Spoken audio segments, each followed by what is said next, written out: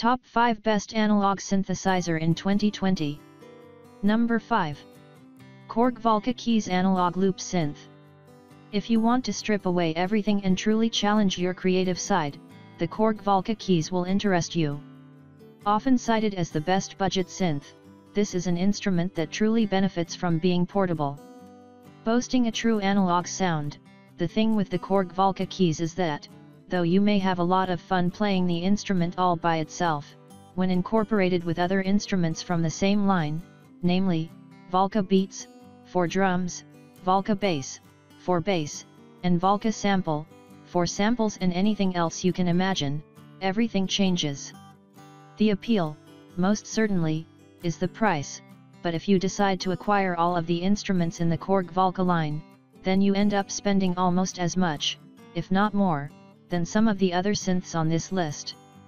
It really boils down to whether or not you are fine owning several pieces of equipment. If, for example, you are after something that is more singular, then the Korg Volca line might not be for you. Sure, you can accomplish a lot of great things with just the keys, but at the end of the day, it's made pretty apparent that for 100% efficacy, the entire set is where it's at. Coming in number 4. Korg MicroKORG Synthesizer. If you want a solid, portable, and flexible synth, you'd be remiss to not consider the modern classic, the Korg MicroKORG. Spawning a synth revolution in its own right and becoming a defining feature of 2000s synth music, it may be little but its mark is huge and its features keep it very relevant. The MicroKORG has 7 main knobs which form a matrix to access all synth functions. Once you get the hang of it, it's great, followed by a pitch wheel, modulation wheel, and buttons for accessing patches, arpeggiator functions and octave. Of course these are all MIDI assignable, so it doubles as a fine MIDI controller. The keyboard has 37 velocity-sensitive keys, however they are the much maligned mini keys and lack aftertouch. Speaking of the keys, the MicroKORG features only 4 notes of polyphony. 4 notes can be held at a time, which isn't an issue if you don't use large chords, but can be a deal breaker for some. Moving to the back of the unit, however, there is the useful MIDI through or out or in to connect to all your other gear, as well as an audio line in section and a section for condenser and dynamic microphones. There are also stereo L/R outs and a headphone out, making this a professional level instrument. The MicroKORG features 2 digital oscillators with 7 waveforms, DWGS waves, noise, and a vocoder. Our favorite is the DWGS waves, which are a callback to earlier wave synths that Korg made, like the DW8000. These have a really nice vocal quality to them which are great for leads and trippy sounds. It would be great if those were modulatable, but oh well. The filter system is also pretty flexible, giving you warm 24 decibel low pass or band pass or high pass filters, or the more gritty sounding 12 decibel filters. Of course there is also the 2 low frequency oscillators, LFO, that are assignable to just about anything you would want to easily give you vibrato or tremolo effects, as well as much more interesting stuff, like assigning an LFO to another LFO, creating polyrhythmic effects. Finally, it features a 128 savable patch memory and comes with some usable patches right out of the box. It lacks a sequencer or way to loop phrases, which is definitely unfortunate given that all of Korg's Volca range includes that. There is an arpeggiator with 8 steps and several functions, up or down or up and back, random, but it lacks the in-depth control of a true sequencer. However, this synth really shines by focusing on performance and portability. It can find a quick and easy use in almost any situation, kind of like a Swiss Army knife. As a starter synth, it has almost everything you want right out of the box, and if you find yourself wanting another oscillator, or more modulation or fully analog sounds, it will help hone your ear for what you want down the road. With its 2 oscillators and modulation abilities, it can make drones, organs, pads, strings and classic retro sounds. Want effects? No need to buy effect pedals.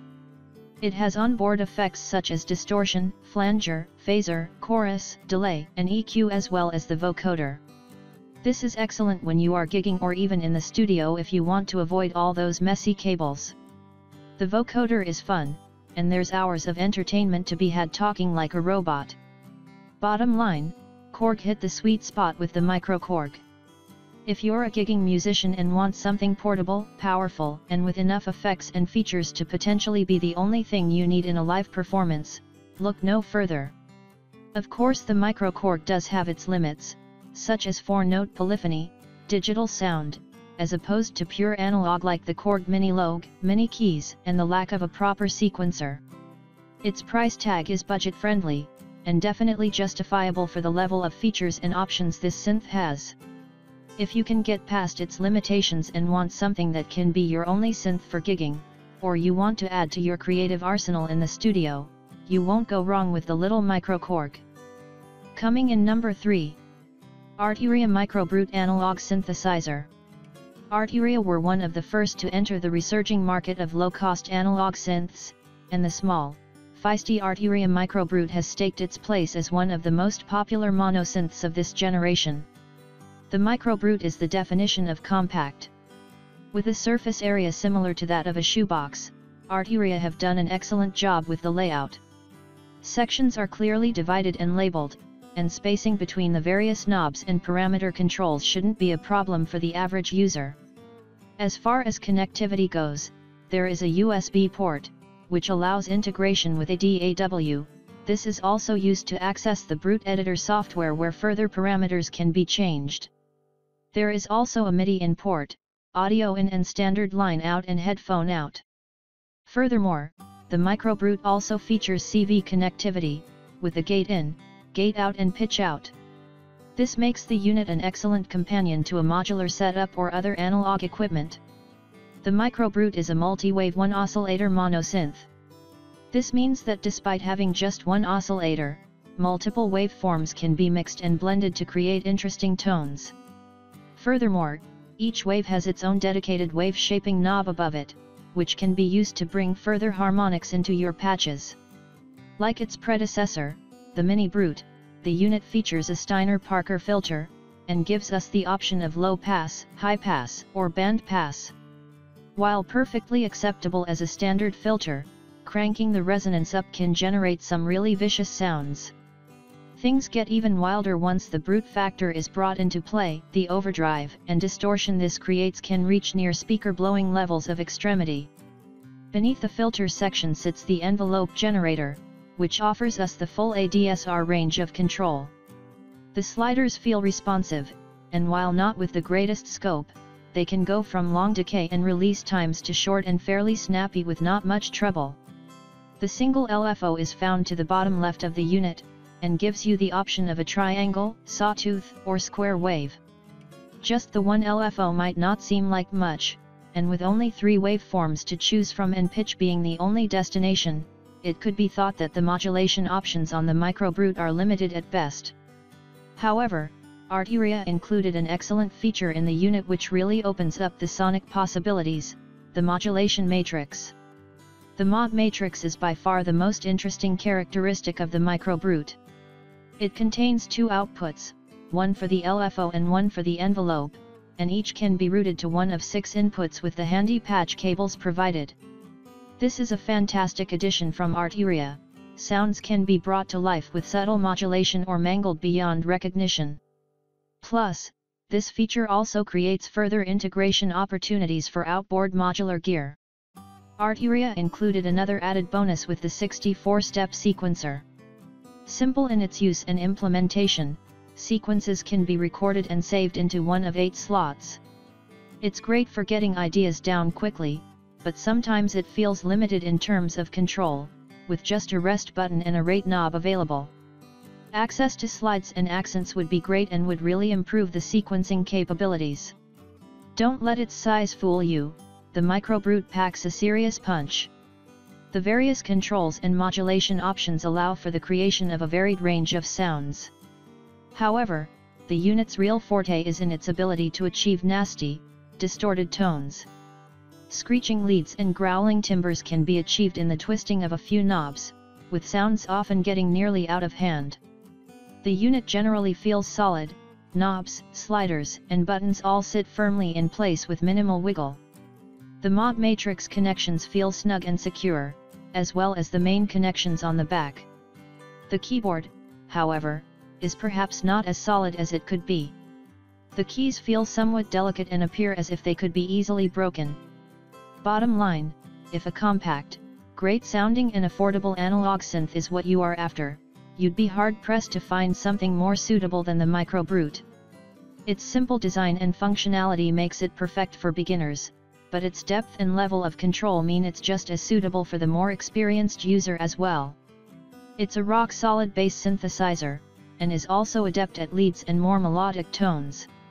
If gritty and raw is what you're looking for, the MicroBrute should be top of your list. Coming in number 2. Novation Bass Station 2.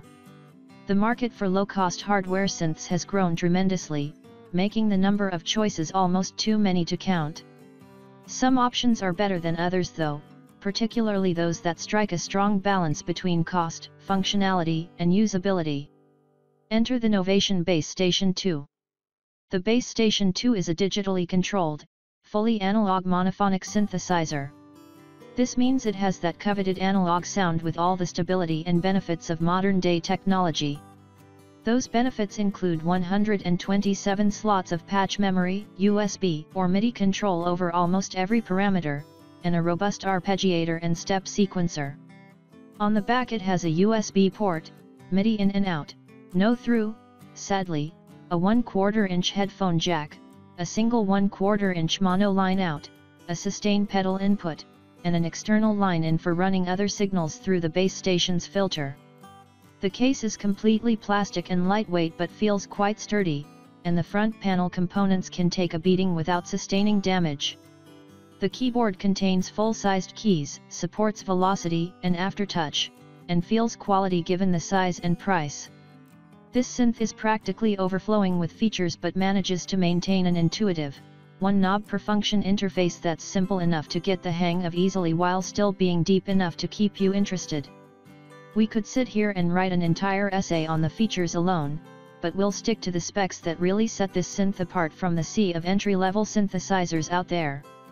The Bass Station 2 features an oscillator section with all the controls you'd find on just about any other modern analog synth worth its salt.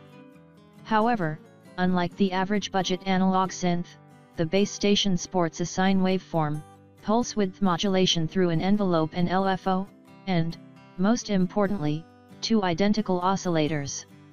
Multiple oscillators on a monophonic synth can be a godsend when trying to create thick and textured sounds.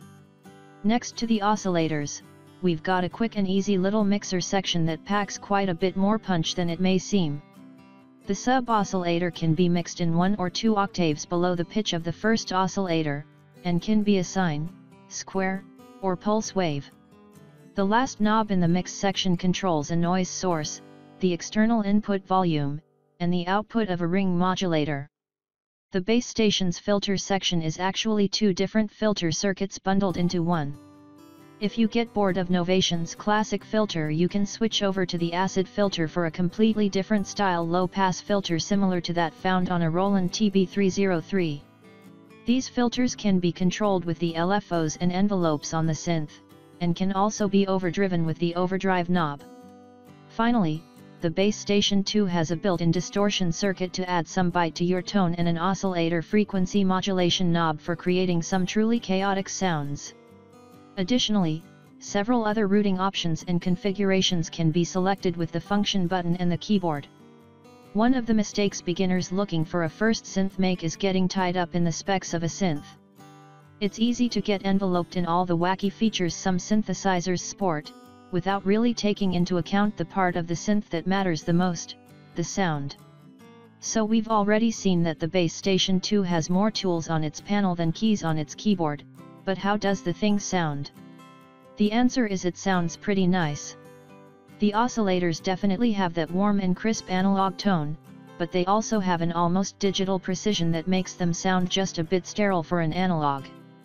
This synth won't immediately produce that huge drifting analog sound like a Moog or an Oberheim, but considering the 2 oscillators, the pulse width modulation, the distortion, and the sub-oscillator, it gets pretty darn close. The classic filter is a fairly standard and quite versatile filter that can perform a lot of different styles pretty well, especially due to its customizability via the 2 to 4 pole filter switch. The resonance on the filter can get vicious and out of control if you want it to, but we've found it's best at subtle little blips and beeps. The filter is naturally quite expressive and musical, especially when overdriven. The acid filter, on the other hand, provides an entirely different sound. This filter is quite tame and meaty, with a resonance that doesn't get nearly as out of hand as the classic version. We personally haven't found a need to use it over the classic filter in most situations, but it's a fantastic way to add more character to your sound. The envelopes are nice and snappy with a broad range, and the LFOs can get ridiculously fast to add some fun texture to the oscillators. Overall, the sound of this synth is not quite as gritty or recognizable as something like the Arturia MicroBrute, but it's versatile enough to produce a huge range of sounds, from soft plucks to thick basses to absolutely wild FX.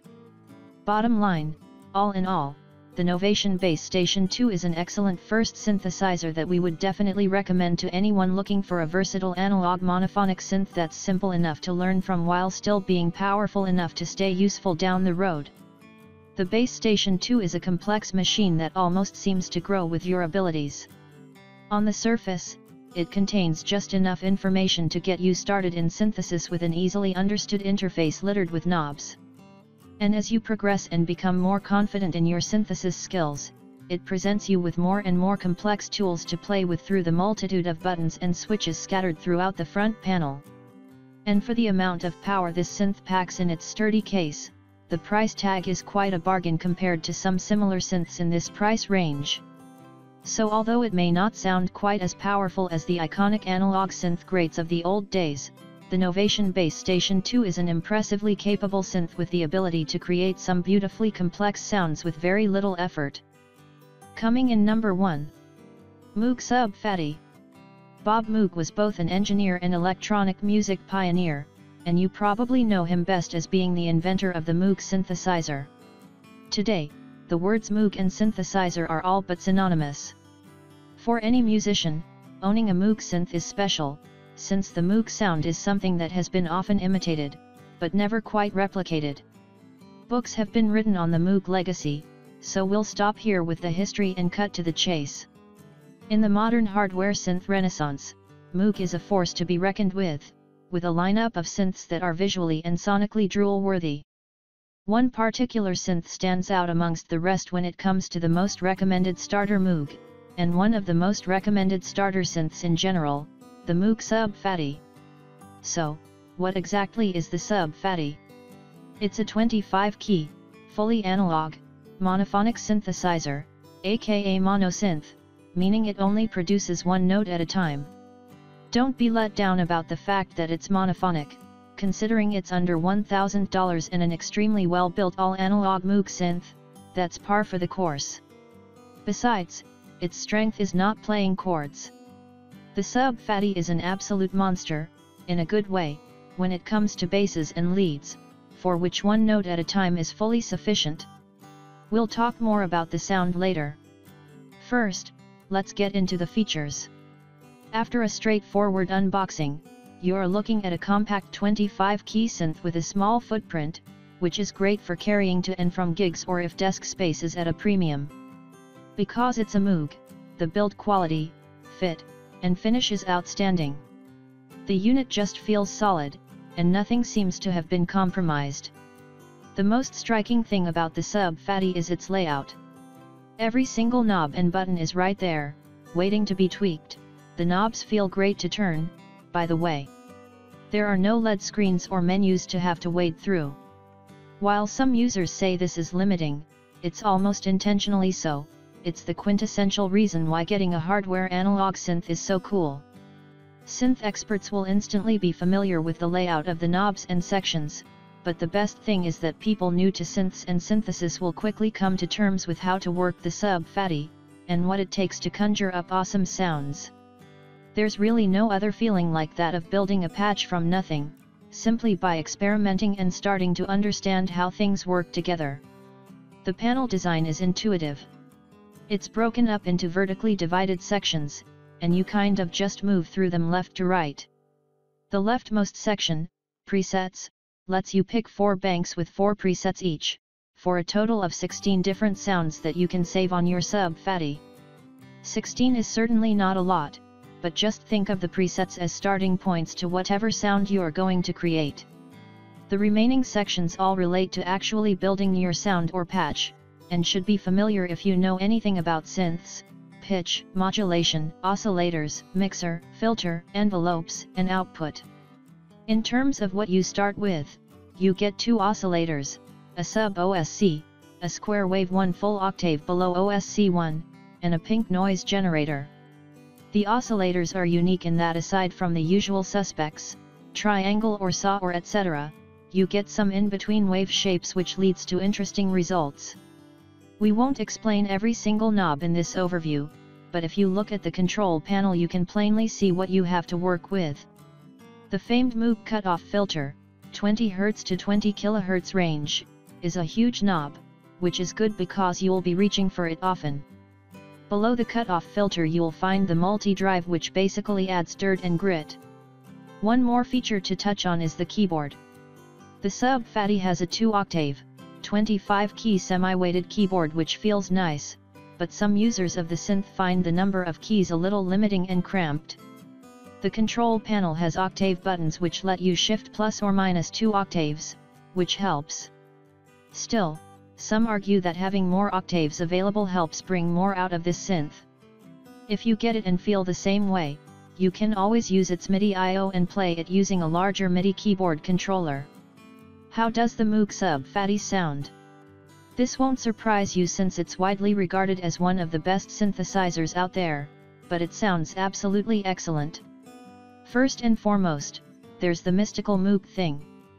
In terms of sound, the Sub Phatty is nothing that hasn't been done before, but it delivers sound in a way that only Moog can. More human than many other synthesizers is a quote we love from Sound on Sound. This synth excels at leads and basses. The sub oscillator helps make some thundering basses, but make no mistake, this synth is not restricted to aggressive sounds. To quote Music Radar, fat-bottomed basses, quavering Geddy Lee-ish lead lines or moogie flutes are all there for the twiddling once you find your way around the instrument. You can achieve some very soft, warm, rounded pads, ethereal and atmospheric sounds are a few knob turns away. There is no effects section on this synth, and the prospect to running the dry sound through some effects, guitar distortion pedals for instance, gets us very excited.